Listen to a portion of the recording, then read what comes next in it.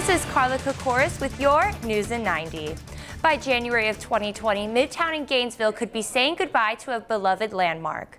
The real estate development group 908 plans to tear down buildings such as the Swamp Restaurant and the post office to build a new apartment complex. The site will have two buildings, a northern tower that will be 4 stories high and include a parking garage, and a southern tower that will be 6 stories high with the first floor dedicated to retail space.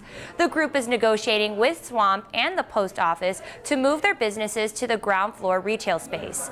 If a deal is not met, the buildings could be demolished by the end of the year. The Florida man accused of murdering his 5-year-old daughter by throwing her off a bridge has been found guilty. John Johnchuk was accused of dropping his daughter Phoebe off a bridge in St. Petersburg back in 2015. The defense argued that Johnchuk was insane at the time. However, the jury did not believe that to be the case, ultimately deciding Phoebe's death was premeditated.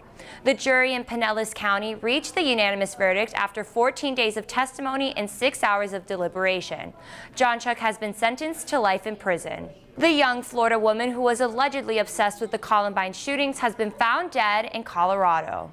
18-year-old Pais flew to Colorado on Monday, where she bought a shotgun and ammunition. She was on the FBI's radar for being, quote, infatuated with Columbine and making threats to commit an act of violence on the shooting's 20th anniversary. Schools across Denver, including Columbine, were closed as law enforcement searched for Pais. The FBI says there is no longer a threat to the area.